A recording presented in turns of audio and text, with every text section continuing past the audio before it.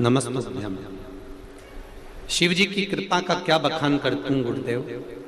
घटना 4 अगस्त 2022 शाम लगभग 5:45 की है। मेरा नन्ना सा भाई नैतिक साहू, आप उसका फोटो देख लीजिए, जो वेंटिलेटर पर पड़ा हुआ है। जितने लोग भी टीवी पर देख रहे हैं, एलईडी पर देख रहे हैं या यहाँ बैठकर देख रहे हैं, मेरा भाई नैतिक साहू जो कि 3 वर्ष का है, पता नहीं कैसे तालाब में डूब गया, किसी को कोई खबर नहीं।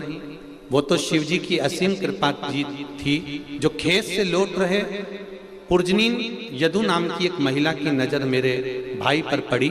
देखा कि एक बच्चा ना जाने कब से औंधे मुंह पानी में तैर रहा है, पड़ा हुआ है, इसमें कोई अचेतना नहीं है, ये मर चुका है। घबराहट में बच्चे को पानी से बाहर निकालने की हिम्मत नहीं जुटा पाई तथा आनंद फानन में नजदीक के ही घर से एक युवक को बुला लाई और युवक भगवाराम साहू द्वारा मेरे भाई को अचेत अवस्था में पानी से बाहर निकाला गया। शरीर में कोई प्रतिक्रिया नहीं थी क्योंकि उसको डूबे हुए आधा घंटा से ज्यादा हो चुका था।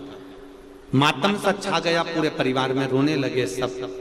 आनंद फानन हॉस्पिटल लेकर गए, डॉक्टरों द्वारा भी निराशाजनक संकेत दे दिया गया।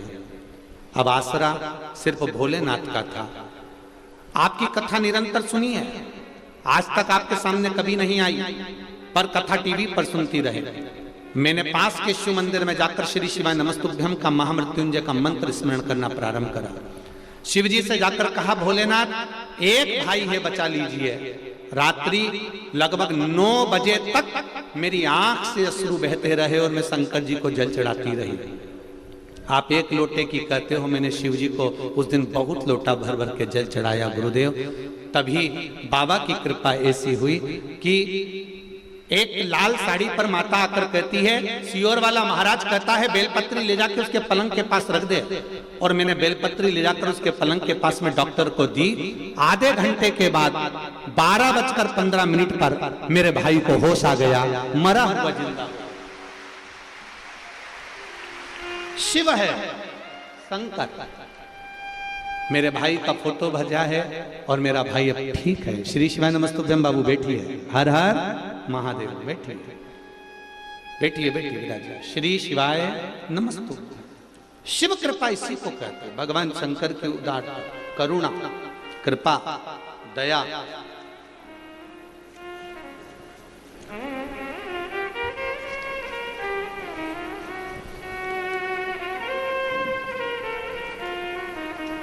इतने पत्र हैं आपके, इतने पत्र हैं कि इन सबको अगर पढ़ते रहेंगे तो कथा ही नहीं हो पाए।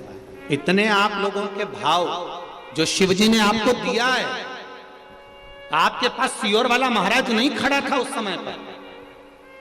उस समय पर अगर खड़ा था तो आपने जो आस्था चैनल पर कथा सुनी थी, आपने जो मोबाइल पर कथा सुनी थी, आपने जो फेसबुक यूट्यूब पर कथा सुनी थी, जो आपने शंकर भगवान को समय दिया था कथा सुनने का, शंकर भगवान भी कैलाश छोड़कर तेरे भाई के पास खड़ा था। उस क्षण का इंतजार।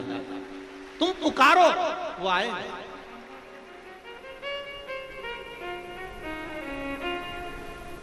भक्ति में बल होना चाहिए।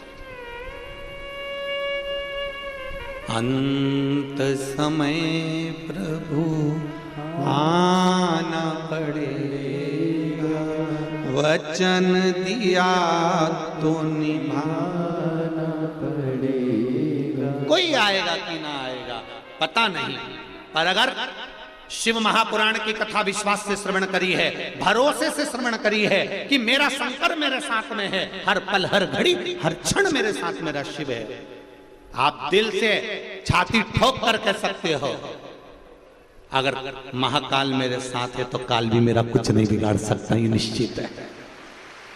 आप कह सकते हो।